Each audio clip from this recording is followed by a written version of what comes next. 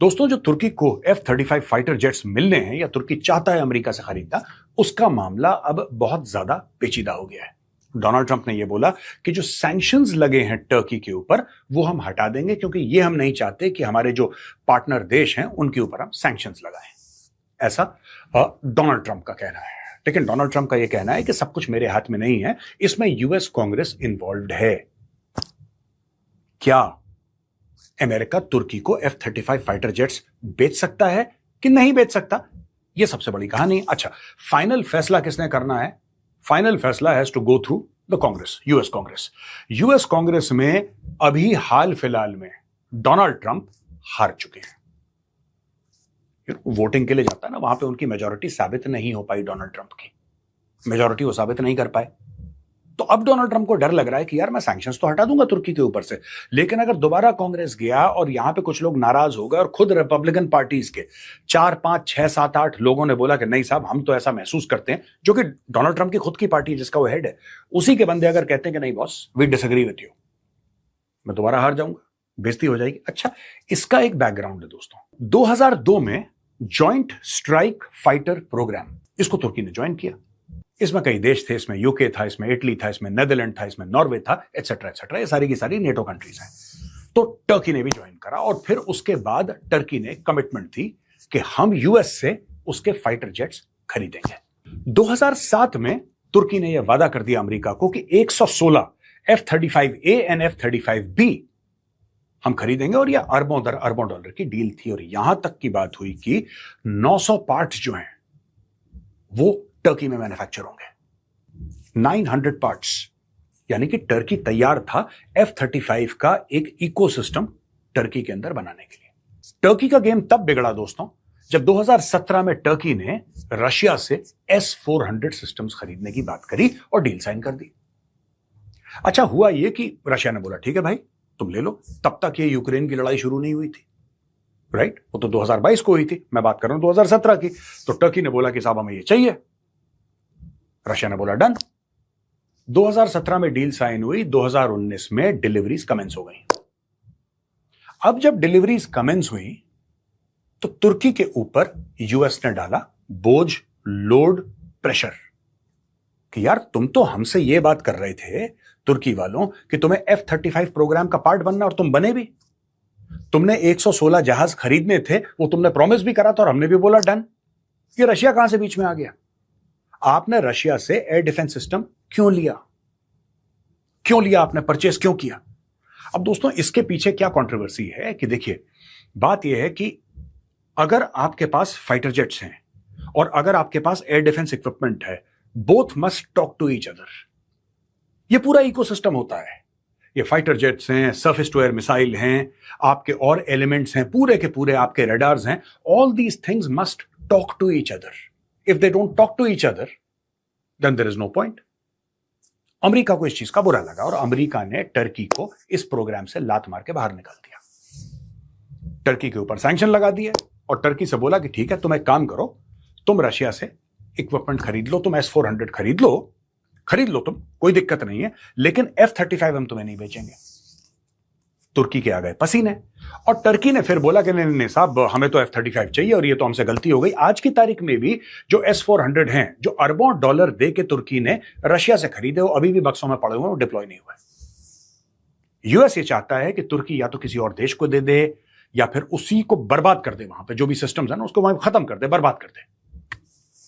7 साल हो गए हैं, 7 years वो ताले के अंदर बंद हैं S-400। अच्छा, बीच में पूरा का पूरा यह मामला होता है कि टर्की का जो इंटेलिजेंस है, टर्किश इंटेलिजेंस, वो सीरिया में एक तख्ता पलट करवाता है और अहमद अल शरा आता है वहां पे और वो प्रेसिडेंट बनता है। ये सारा का सारा ड्रामा पीछे चल रहा है।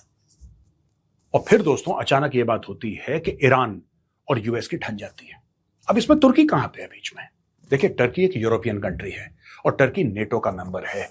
तो टर्की जितना भी उम्मा चिल्लाए, टर्की जितना भी बोले कि आलम इस्लाम के हम लीडर बनना चाहते हैं, और चाहता भी है, fact of the matter is कि टर्की के लिए जो उसकी यूरोपियन आइडेंटिटी है, जो उसकी नेटो मेंबरशिप है, वो टर्की की सलामती की गारंटी है। वो टर्की की सलामती की गारंटी है। टर्की को पता है कि अगर हमारे ऊपर कल कोई प्रॉब्लम आती है, पूरा नेटो हमारे लिए यहां पे खड़ा हो जाएगा। प्लस मुस्लिम वर्ल्ड में वेपन्स नहीं बन रहे दोस्तों, ना के बराबर बन रहे हैं। तुर्की बना रहा होगा कुछ, किसी ने कुछ बनाया। 57 मुस्लिम देश हैं, उनमें वो ढंग के हथियार नहीं बन रहे कोई भी। पाकिस्तान का सारा मैटर चाइना से चोरी है, पाकिस्तान भी कुछ नहीं बना रहा। जो अपने आप को लीडर बताता है मुस्लिम वर्ल्ड का, न्यूक्लियर वेपन स्टेट अपने आप को बताता है, वो भी कुछ नहीं बना रहा। तो टर्की को अगर वेपन्स चाहिए तो साहब टर्की को वेस्ट की तरफ देखना पड़ेगा। फॉर एग्जाम्पल, छोटा सा उदाहरण आपको देता हूं, कान फाइटर है टर्की का। टर्की कान फाइटर बना रहा है, जो कि लोग कहते हैं कि टर्की की इंडिजिनस टेक्नोलॉजी है, लेकिन कान फाइटर के साथ वही प्रॉब्लम है जो तेजस के साथ है। इंजन आना है जीई से। अमेरिका ने बोल दिया ठीक है, हम तुम्हें सप्लाई करेंगे, कई 100 इंजन हम तुम्हें देंगे और तुम कान फाइटर अपने तैयार करो। लेकिन अमेरिका का क्या एक्सपीरियंस है? देखिए ना, बात यह होती है, मैं बार बार एक बात बोलता हूं जो लोग मानते भी हैं वैसे, और ये मेरे सीनियर्स ने मुझे बताया। ये जो आइडिया जो मैं आपके साथ अभी शेयर करने वाला हूं, वो मेरे सीनियर्स ने मुझे बताया कि जब आप कोई प्लेटफॉर्म खरीदते हैं, बड़ा स्ट्रेटेजिक प्लेटफॉर्म खरीदते हैं, जैसे कि F-35 फाइटर जेट, जब आप ये खरीदते हैं तो उसके साथ डॉक्ट्रिन भी आती है।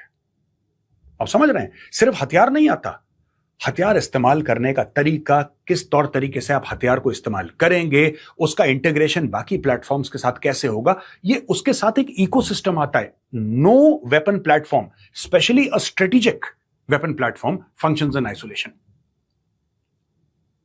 Networked is not the right term to use, but let us say it is part of an ecosystem. अब ये जो इकोसिस्टम है दोस्तों, अगर टर्की अमेरिका से F-35 फाइटर जेट्स ले लेता है, जो कि इजराइल कह रहा है कि नहीं साहब ये गलत है, बैलेंस ऑफ पावर बिल्कुल मिडिल ईस्ट में दाएं बाएं हो जाएगा, Turkey can not be trusted. Donald Trump wants to sell, Netanyahu कह रहा है मत बेचो, क्योंकि आज की तारीख में पूरे मिडिल ईस्ट में, राइट, मैक्सिमम जो सबसे बड़ी फ्लीट है, सबसे बड़ी फ्लीट F-35 की है, वो इजराइल के पास है। तो दोस्तों, सऊदी अरब की जैसे बात चल रही है, कतर की बात चल रही है, हम F-35 लेंगे वगैरह, और इतनी जोर से मना नहीं करा इजराइल ने। इजराइल जो है वो सऊदी अरब को दुश्मन नहीं समझता। It does not consider Saudi Arabia to be an enemy country. इनके लड़ाई झगड़े नहीं होते। हाँ, इनके इख्तलाफात होते हैं कि वी डिसअग्री, ये मुंह सुजा के, मुंह फुला के एक दूसरे से बात करते हैं, लेकिन हाथापाई पे कभी नौबत नहीं आई। तुर्की के साथ ये प्रॉब्लम है कि जो तुर्की का जो एम्स हैं टर्की के, those are very dangerous. Turkey is a breeding ground. मैं आपको बताता हूं, ब्रीडिंग ग्राउंड है टर्की मुस्लिम ब्रदरहुड का। ये इजराइल का कहना है और ये बात सच भी है। दूसरी चीज ये है कि इंडिया से भी आपको याद होगा कि केरला से बड़े सारे लड़के लड़कियां गए थे आईसिस ज्वाइन करने, इस्लामिक स्टेट ज्वाइन करने की, हमें जिहाद करना है। उनको पहुंचना था सीरिया। ये जाते कहां से थे आपको पता है? They would first go to Turkey. ये पहले तुर्की पहुंचते थे और तुर्की में लैंड करने के बाद ये टर्की के बॉर्डर से सीरिया के अंदर दाखिल हो जाते थे। और लोगों का यह कहना है कि टर्किश इंटेलिजेंस ने काफी हद तक यह मूवमेंट फैसिलिटेट किया। अब ये सही है गलत है, I don't know the reality, लेकिन लोग कहते हैं कि ऐसा हुआ है। जो लोग जानते हैं वो लोग कहते हैं कि ऐसा हुआ है। तो आज की तारीख में जो F-35 का पूरा प्रोग्राम है, जो कि डोनाल्ड ट्रंप कहता है कि साहब हमें we should give it to Turkey, इसमें कांग्रेस का हुक है। कई लोग हैं रिपब्लिकन पार्टी के, डोनाल्ड ट्रंप की पार्टी के, जो कहते हैं कि साहब नहीं, ये खतरा हो जाएगा अगर आपने F-35 दे दिया। भारत को ऑफर किया था डोनाल्ड ट्रंप ने। डोनाल्ड ट्रंप ऑफर्ड इंडिया दी F-35 जेट। भारत ने हाथ जोड़ लिया, बोला थैंक यू वेरी मच यार, बहुत अच्छा लगा आपने हमें ऑफर करे, लेकिन sorry, we don't want it, हमें नहीं चाहिए। क्यों? वही चीज दोस्तों जो मैंने आपको पहले समझाई थी। जब आप हथियार लेते हैं ना किसी से भी, जब आप हथियार लेते हैं तो आप डॉक्ट्रिन भी लेते हैं, फिर आपकी डिपेंडेंसी हो जाती है। और यह मामला नहीं है जैसे रूस के साथ है कि रशिया ने बोला ठीक है आप बना लो जो आपको बनाना है, ये रहा लाइसेंस, ये रहा सॉफ्टवेयर, ये रहा फलाना, ये ढिमका, ये लो बनाओ खुद। ये वाला मामला नहीं है। अमेरिका एक एक चीज के लिए, कल अगर कोई पार्ट F-35 का भारत ने ले लिया, 2-3 स्क्वाड्रन, 4 स्क्वाड्रन, ठीक है, और एक पार्ट खराब होता है, अमेरिका ना आप पे प्रेशर डालेगा कि पहले एक काम करो, यूएन में वोटिंग आ रही है, आप इस तरीके से वोट करो वहां पे। That is what America does. तो अगर तुर्की को सेल हो जाता है F-35 in the future, right, then Greece, Cyprus, Israel, ये सारे के सारे लोग फिर एक्टिव हो जाएंगे दोबारा। ये सारे के सारे एक्टिव हो जाएंगे। और किस तरीके से इनको, देखिए, यह बात नहीं है कि आप F-35 को मार के नहीं गिरा सकते। ईरान ने मारा है, और केरल के लोग जो हैं, हमारे केरला के जो भाई बहन हैं, उन्होंने F-35 को एक सेल्फी पॉइंट बना के रखा था 1 महीने के लिए। तो ऐसी बात नहीं है कि अभेद है और इसका कुछ नहीं हो सकता। हां, it is the world's premium 5th generation fighter jet, ये बात सच है। लेकिन अमेरिकन क्या अग्री करेंगे? क्या इजरायलीज डिप्लोमेटिक प्रेशर डालेंगे अमेरिकन के ऊपर कि तुर्की को मत बेचो? Will that happen? Only time will tell.